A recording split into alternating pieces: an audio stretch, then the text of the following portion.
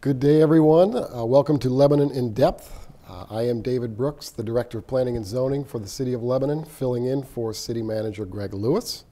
And I'm joined here today by Deanna Stoddard of McFarland Johnson. They are an aviation consulting company helping the city with a comprehensive airport master plan for the Lebanon Municipal Airport. Hi, Dave. Thank you. Why don't we start briefly, if you can give us a quick overview of the history of the airport. Absolutely. The airport was commissioned in the early 1940s during the Second World War at the suggestion of the War Department. They thought that the city of Lebanon would be a strategic location for an airport during the war effort. And the agreement kind of was that if the city purchased the land upon which the airport would be built, then the War Department and the Civil Aeronautics Authority would fund the construction and establishment of the airport. So that's, in short, how it came to be. After the Second World War, the War Department turned the airport over to city control. It was owned and operated by the city of Lebanon up until about the late 1950s, early 60s, when the Lebanon Regional Airport Authority was created. So that was an entity separate and distinct from the city of Lebanon. And it was composed of several municipalities from both Vermont and New Hampshire, which oversaw and funded the Lebanon Regional Airports. However, the Lebanon Regional Airport Authority was dissolved, I believe, in the early 1970s, so the airport reverted back to a city-owned and operated municipal airport, which it's been ever since. Okay, great.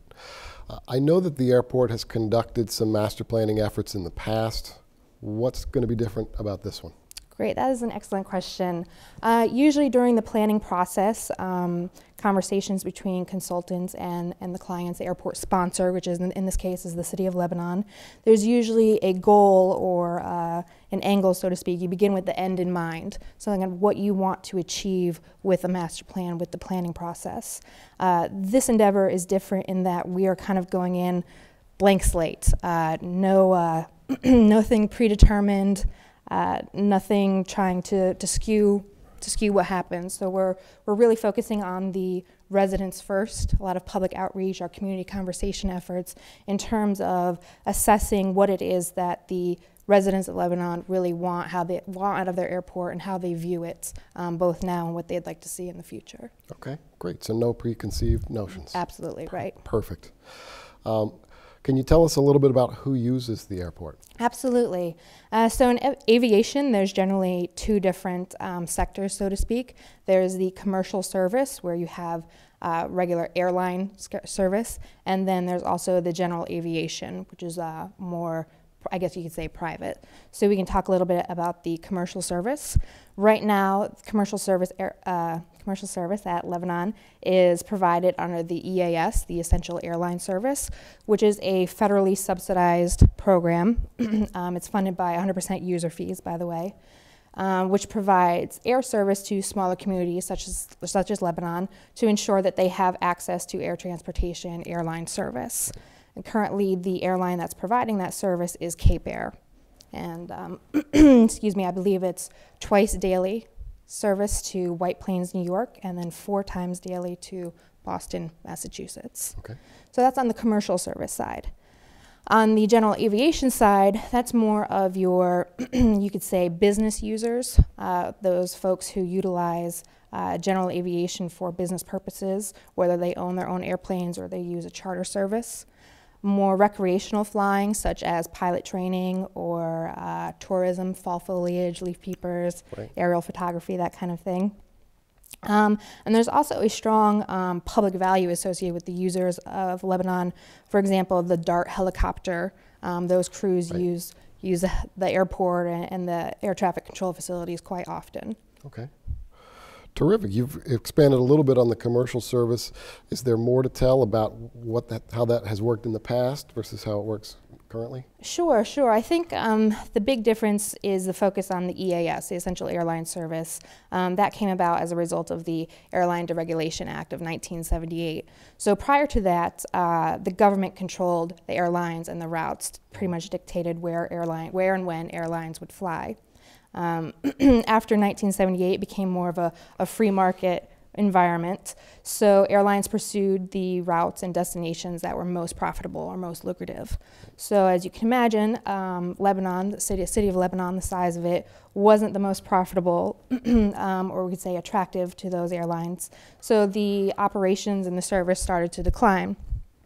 In addition to the deregulation, in the past few decades, we've also seen a lot of airline consolidation.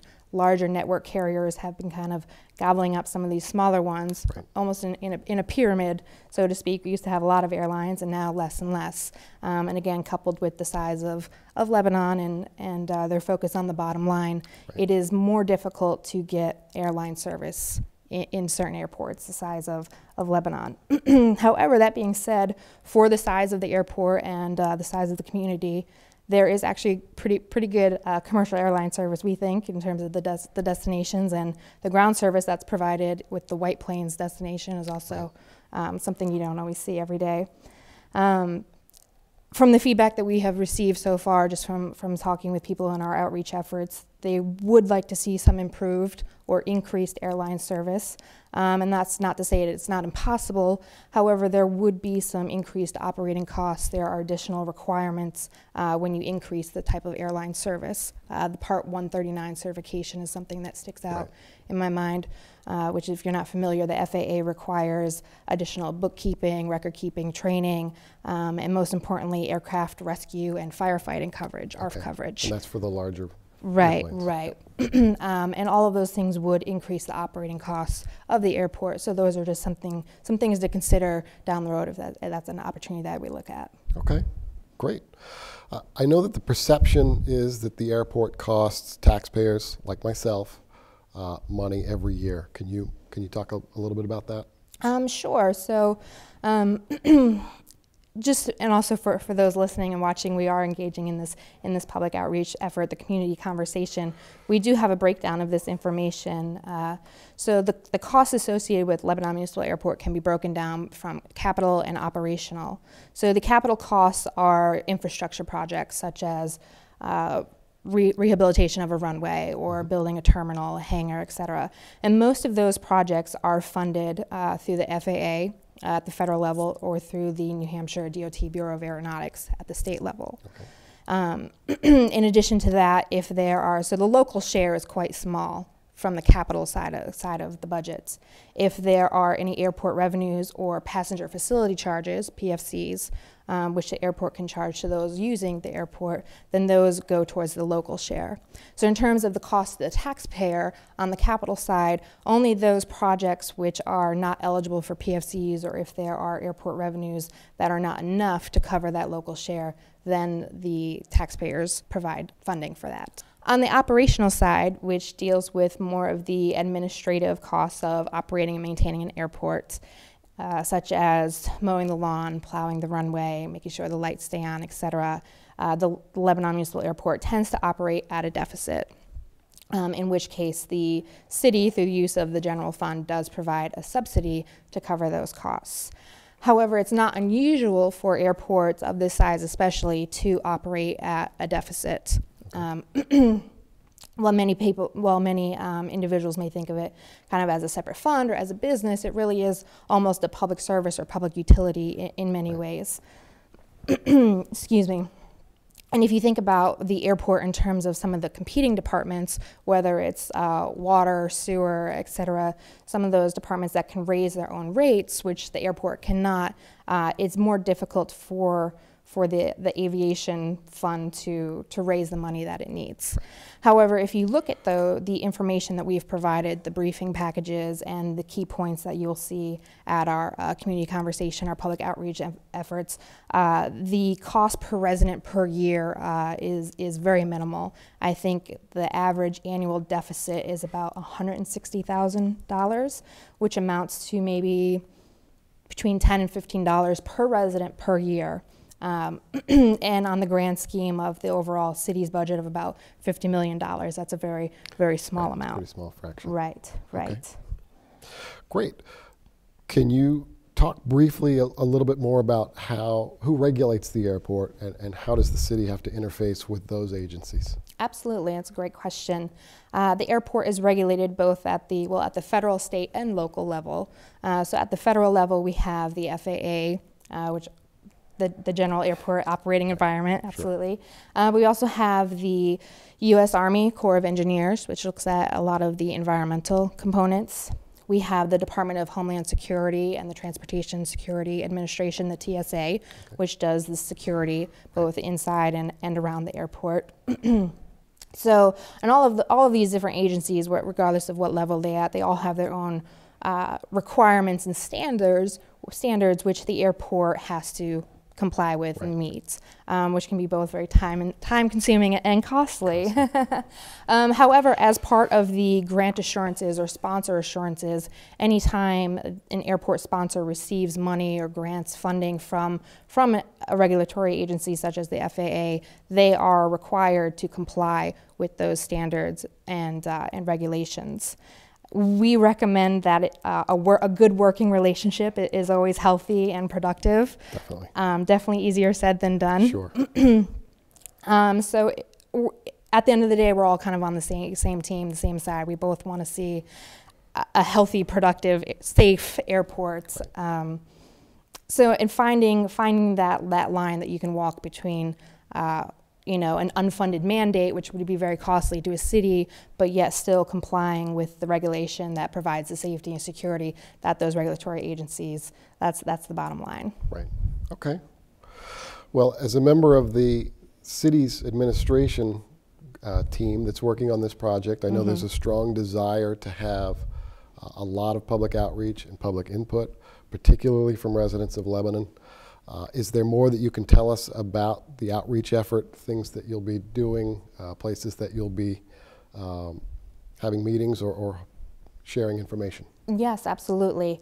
My first suggestion is that everyone should go visit the website. I believe it is it's listed on the cities and the airport website. Yes, lebanon.net. Yes, absolutely. And that will have the schedule of events, so to speak, where we'll be and the days and times, etc. But we are having some displays at the local libraries. We will have individuals at the farmers market every Thursday between now and early August, I believe. So a good 8 weeks. In addition, we also plan to have some coffees held at either residents' homes or different establishments throughout the city.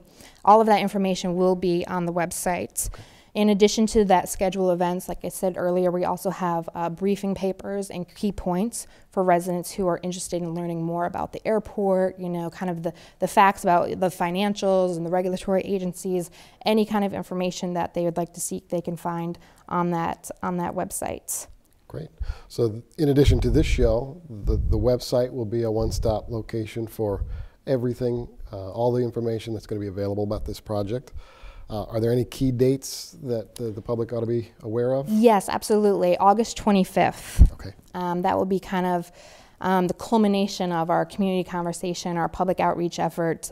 We plan on, at that time, after having dissected and evaluated all this input that we're hoping to receive from the surveys that we have available at these various locations and online, to kind of form a visioning, a mission and vision for the airport in terms of where it is now and where everybody, the residents, community, wants to see the airport in the future. So August 25th. Great. The website, lebanon.net, we can go there for all the information related to the project.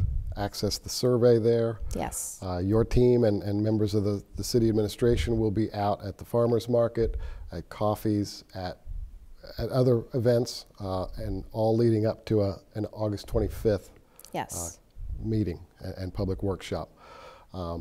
Again, on behalf of City Manager Greg Lewis and the rest of the city administration, we definitely encourage everyone to look for ways to get involved, to go to the website, to take the survey, and participate. It is our city. It is our airport. We want to hear our voice, the citizens' voice. So thank you very much. Thank you for your time today. Thank you.